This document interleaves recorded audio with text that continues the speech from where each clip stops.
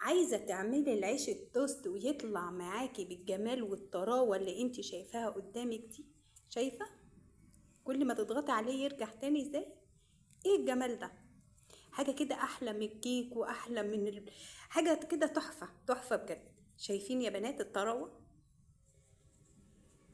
ايه الجمال ده؟ شايفين؟ مهما اقولك يعني انا حاسة ان انت مش عارفة الملمس بتاعه واصلك ولا لا.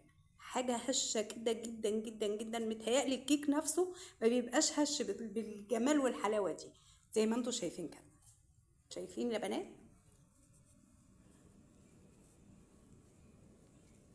تحفة. عايزين تشوفوا احنا عملنا الجمال ده ازاي؟ يلا بينا على الفيديو نشوف عملنا الجمال ده ازاي يا احلى بنات في الدنيا. شايفين؟ يلا بينا على الفيديو. السلام عليكم يا بنات، عاملين ايه؟ يا رب تكونوا بخير. هنعمل مع بعض عيش التوست بطريقه جديده ان شاء الله هتعجبكم. معايا هنا 3 كوبايات دقيق، معانا بيضه عليها رشه فانيليا، معانا كوبايه لبن. هنحط على كوبايه اللبن كيس من الخميره الفوريه. انا عملت لكم المره دي بخميره فوريه اهو، عشان كل الخميره الطريه دي مش بتبقى موجوده عندكم كلكم. هنحط معلقتين سكر. انا طبعا حاطه على الدقيق نص معلقه صغيره ملح. حابه تكتري السكر بقى براحتك، حابه تقللي السكر يعني حابه العيش التوست بتاعك يبقى بطعم العيش اللي انت بتجيبيه من بره كده، العيش اللي بيبقى فيه تسكيره شويه كده طعمه مسكر شويه، زودي بقى السكر بتاعك. هندوب السكر والخميره كويس. كوبايه اللبن كوبايه اللبن دافيه، مش سخنه قوي ومش ساقعه قوي، عشان لو سخنه جامد بتموت الخميره. دافيه كده. هنحط معاها معلقه بيكنج باودر، مش مليانه اهي عشان دي محسن. الشكل ده يا بنات.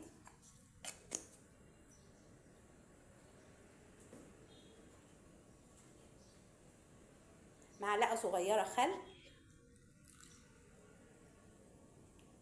شايفين المواد بتاعتنا بدات تتفاعل مع بعضها ازاي؟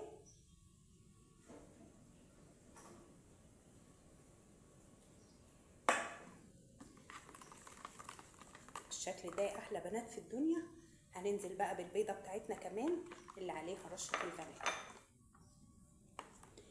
في واحده هتقولي انا مش بحب البيض، يبقى زودي كمان اقل من ربع كوبايه لبن.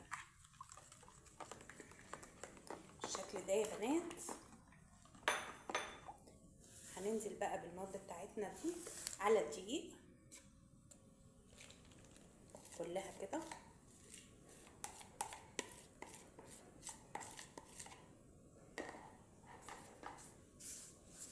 ونبدأ نعجن.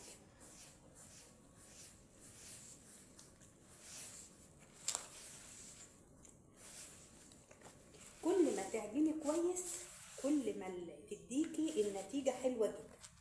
يعني لو عايزة نتيجة المعجنات بتاعتك حلوة اعجني كويس، اعجني فيها شوية حلوين.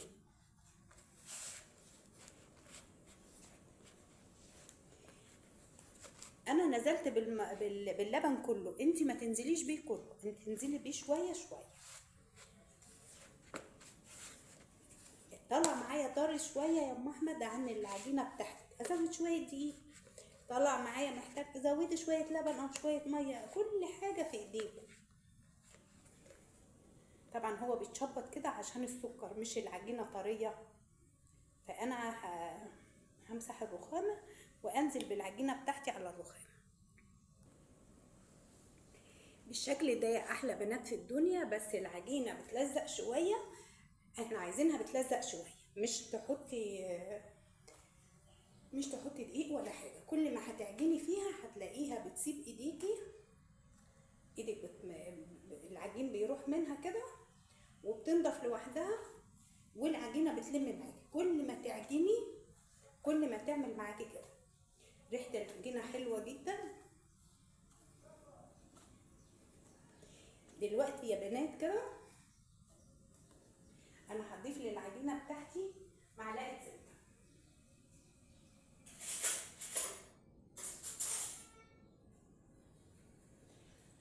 الزبده بتاعتي عشان كانت في الفريزر فسيحتها شويه لان دي زبده بلدي.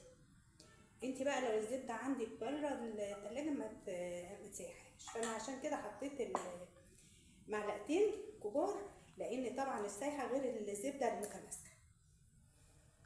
ونلم بقى العجينه بتاعتنا بالزبده. ما عنديش زبده يبقى سمنه.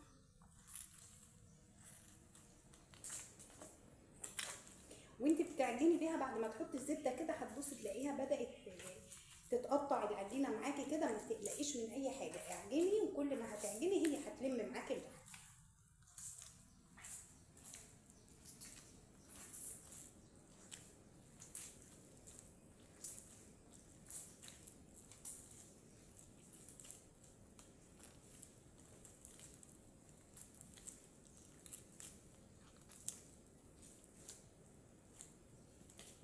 ولما تختبري العجين بتاعك اختبريه بايدك النظيفه مش ايدك اللي فيها عجين. شوفي كل ما هتعجني كل ما هتلم معاكي. بالشكل ده يا احلى بنات في الدنيا تفضلي تعجني فيها شويه حلوين كده. كل ما تعجني فيها كويس، طبعا لو عندك عجان يكون افضل، ما عنديش عجان يا ام احمد يبقى تكرمي بقى واعجني شويه حلوين على ايديكي كده. كل ما تعجني فيها كويس كل ما هتديكي النتيجه الحلوه جدا للعيش بتاعك او اي معجنات عندك.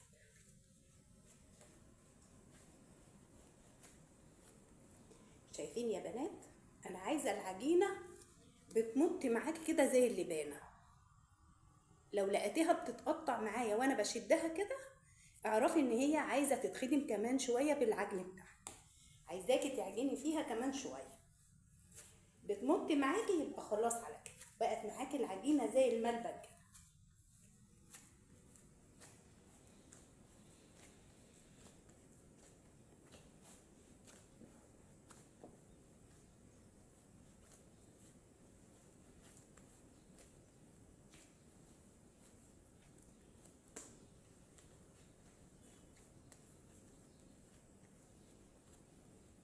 شايفين يا احلى بنات العجينه عامله ازاي؟ ملبن والله ملبن. اظن الصوره خير دليل يعني. خلاص على كده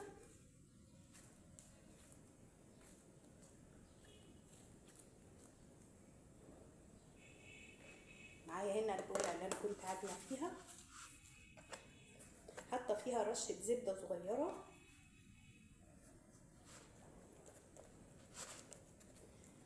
بالشكل ده، وهغطيها يا بنات واسيبها لما تخمر ونرجع نشوف هنعملها ازاي مع بعض. ادي العجينه بتاعتنا يا احلى بنات في الدنيا زي ما انتم شايفين كده اهي، اختمرت كده زي ما انتم شايفين ما شاء الله. عجينه حلوه جدا.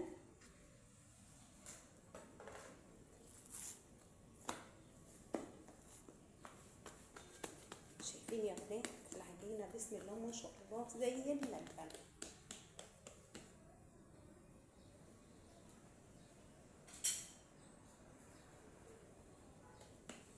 نقسمها الاتنين كده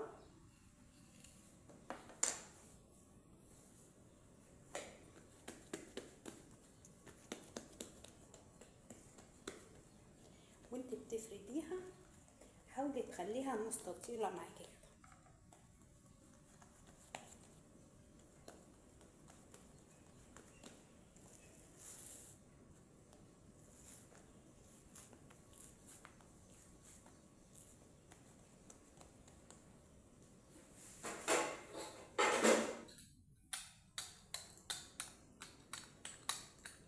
هي مش محتاجه بس على اساس ان انا اظبط الاحرف بتاعتها مش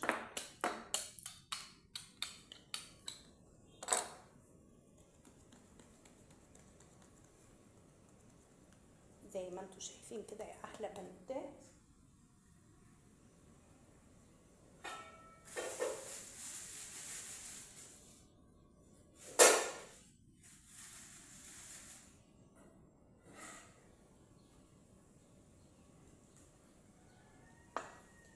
دي زبده، ممكن تحطي سمنه ممكن تحطي سمنه. دي زبده بلدي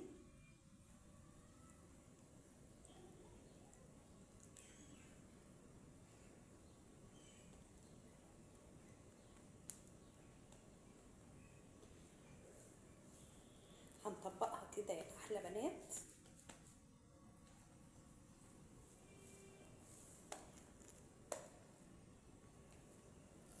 ساوي القهوة بتاعتها كده على بعضيها ونرجع نطبقها تاني بالشكل ده.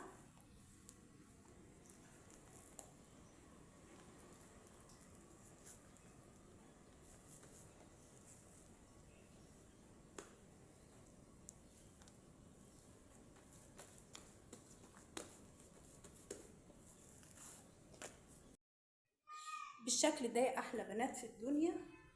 فردنا دي وسيبناها شويه كده، طبقناها على بعضها كده، وهنطبق التانية. ليه الزبده؟ الزبده عشان تديك التوريقات الحلوه كده في العجين بتاعك، في العيش بتاعك، بتبقى حلوه.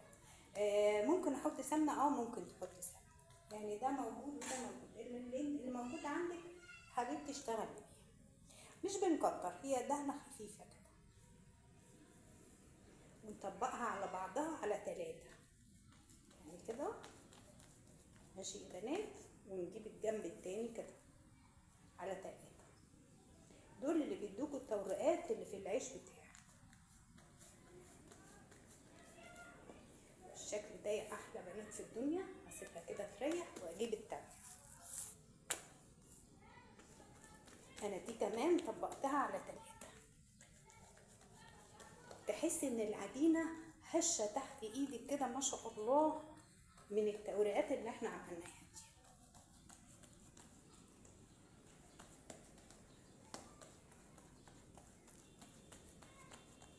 بالشكل ده يا احلى بنات. دهنه بقى خفيفه كده، زبده، كلها حاجات ضعيفه جدا، يعني مفيش مسحه خفيفه خالص، مش مكترين ولا حاجه. بنعمل ازاي بقى يا بنات؟ بتلفي رول كده وتضغطي، ما تخليش فيه فراغات من جوه، تضغطي وتظبطي الاحرف معاكي كده، وتضغطي عشان احنا مش عايزين فراغات من جوه. لفي واضغطي، لفي واضغطي، لفي واضغطي. شدي كده العجين معاكي بالشكل ده يا احلى بنوتات في الدنيا. اهو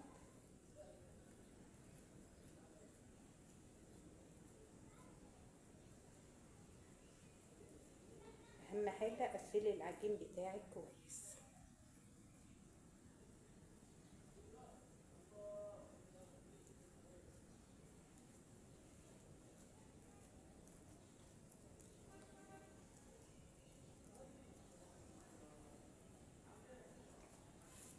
بالشكل ده كده يا بنات. هلمه كده على بعضه اهي يا بنات. معايا هنا هنعملها في ايه؟ هنعملها في علبه السمنه. علبه السمنه انا طبعا هي كان فيها سمنه وانا ده زي ما انتم شايفين كده يا بنات.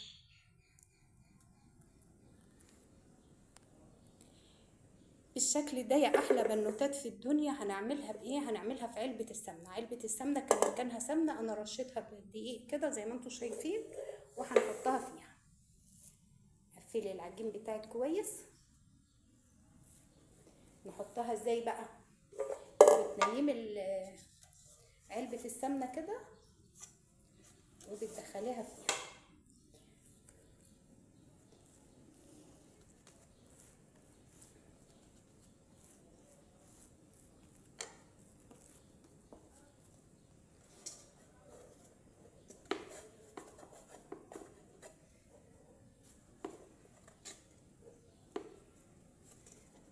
بالشكل ده يا احلى بنوتات. وهنقفل عليها علبه السمنه. طبعا احنا هنقفل علبه السمنه بس مش هندخلها بالغطا ده طبعا الفرن، احنا هنسيبها بس نقفل عليها عشان تتخمر بسرعه.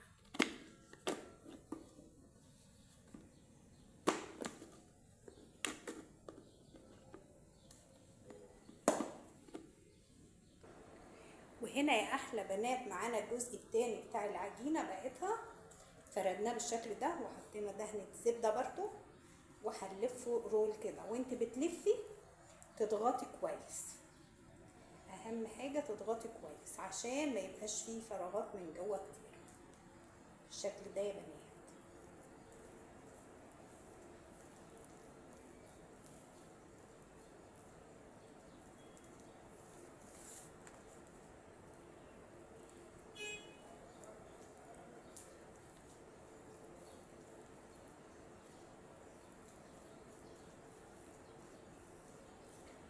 عندنا بسم الله ما شاء الله هالشكل ده. قفلي بقى الاحرف بتاعه العجين بتاعك كويس وقفلي.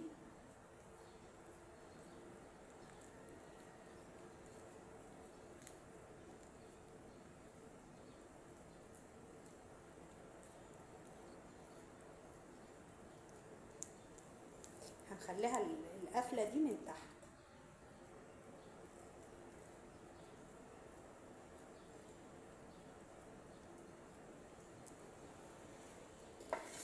معانا هنا يا بنات قالب الانجليش كيك ده، ولو عندك اللي هو القالب بتاع التوست يبقى المقدار كله 3 كوبايات يا دوبك في قالب التوست. هنا كده هنحطها هنا ونسيبها لما تخمر زي ما انتم شايفين كده يا بنات، يا احلى بنات في الدنيا. وهنا بقيه العجينه اللي هي حطيناها في علبه السمنه، هنغطيهم ونسيبهم يخمروا ونشوف هنعمل فيهم ايه يا احلى بنوتات مع بعض. ادي العيش بتاعنا يا احلى بنات في الدنيا اهو. انا جبته، انا حطيته طبعا في الصينيه ديت، وشايفين اختمر ازاي. والعلبه انا شلت الغطا بتاعها لان ما ينفعش ندخلها بالغطا البلاستيك ده، وحطيت طبقتين ورق فويل، وحطيت الطبق ده، الطبق اللي هو الطبق الفويل ده اللي انتوا بتجيبوا فيه اكل من بره او كده، او لو موجود عندك. ليه؟ عشان بيقفل معاك كويس، بيمسك جامد الشكل ده يا بنات. انا دلوقتي مولعه الفرن وهاخد العيش بتاعي بقى ادخله ونشوف بعد ما يطلع من الفرن هيبقى شكله ازاي. لا لا لا لا يا بنات، حرام يتقال عليه عيش، ده مش يتقال عليه عيش، ده يتقال عليه بسكويت، يتقال عليه حاجه كده احلى كمان من الكرواسون. تقولوا لي لا، حاجه كده خيال. والله يا بنات الطعم فظيع فظيع. شايفين؟ شايفين يا بنات العيش تحفه تحفه. شايفين بيعمل ازاي؟ لا لا لا لا لا لا، خطير يا بنات، خطير بجد. طعمه تحفة وشايفين الطراوة بتاعته؟ شايفين يا بنات؟ حاجة كده، والطعم مش عايزة اقول لكم. التجربة خير دليل، انصحكم ان انتوا تجربوا الحاجات دي بجد، روعة روعة. الريحة بتاعته تجنن، الطعم يجنن، طعمه تحفة حاجة كده. انا مش عارفة اوصفه لكم بجد من كتر جماله. انا فرحانة جدا بيه، مش عارفة اوصفه، مش عارفة اقول لكم عليه ايه ولا ايه ولا ايه ولا ايه. شايفين يا بنات؟ احلى سندوتشات لاولادك، حاجة كده تحفة تحفة. العيش بتاعنا يا بنات، يا احلى بنات في الدنيا، زي ما انتم شايفين كده بسم الله ما شاء الله اهو. طبعا انا لسه مطلعاه سخن.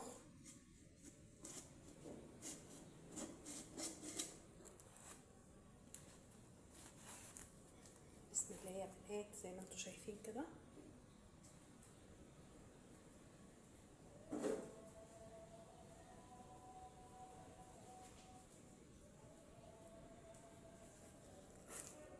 طبعا ده يا بنات اللي كان في علبة السمنة،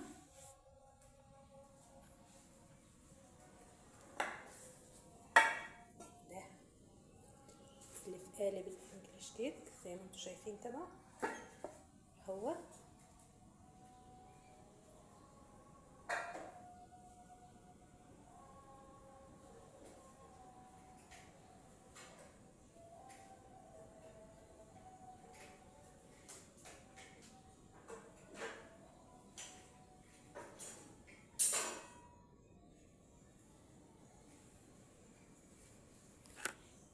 حلوة قوي يا بنات. لسه شايفين عامل ازاي؟ سخن مولع كمان. شايفين يا بنات؟ هو المفروض ما يتقطعش وهو سخن، بس احنا هنحاول كده.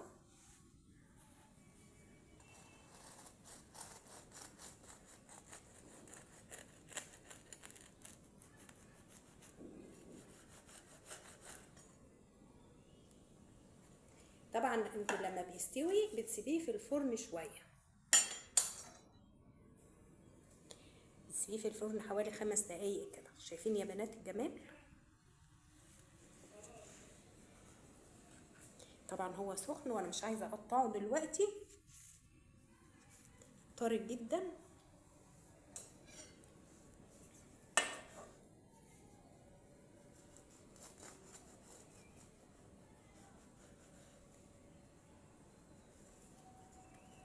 شايفين يا احلى بنات؟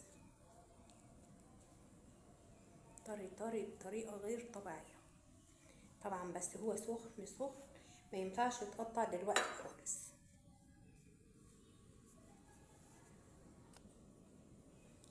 ادي العيش بتاعنا يا احلى بنوتات في الدنيا، زي ما انتم شايفين كده. بسم الله ما شاء الله، حلو يا بنات، حلاوه.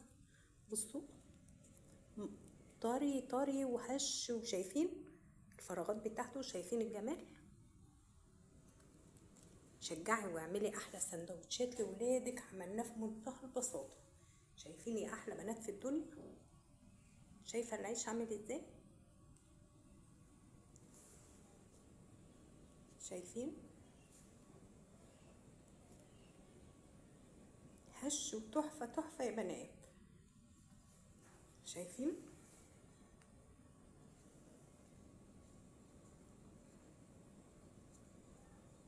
زي السفنج. شوفوا، بضغط عليه يرجع تاني زي ما انتم شايفين كده.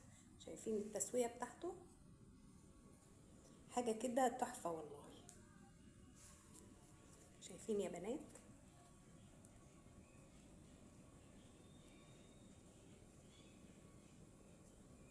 بصوا، شوفوا، حاجه كده تحفه والله يا بنات، جميل جدا جدا جدا. انصحكم تجربوه.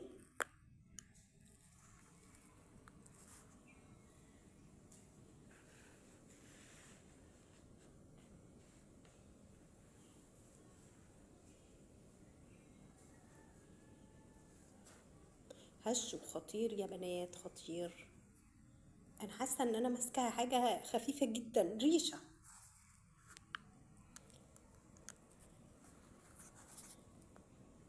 انا مش عارفه اظبط التليفون عليه عشان يطلع لكم الجمال ده كله. شايفين يا احلى بنات في الدنيا؟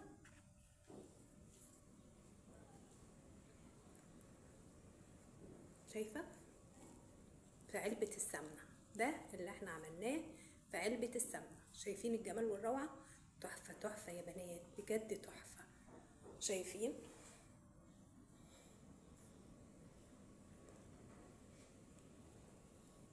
وده اللي في قالب الانجليش كيك. هش بقول لك يعني حاجه كده احلى من الكيك واحلى من حاجه تحفه بجد. الملمس بتاعه خطير يا بنات، جربوه بجد هيعجبكم. ويا ريت يا حبايبي لو عجبكم الفيديو ما تنسوش تعملوا لام احمد لايك وشير، واللي مشتركش في القناه يشترك وفعل زر الجرس عشان يوصلكم كل جديد من ام احمد. بحبكم في الله. سلام عليكم، باي باي.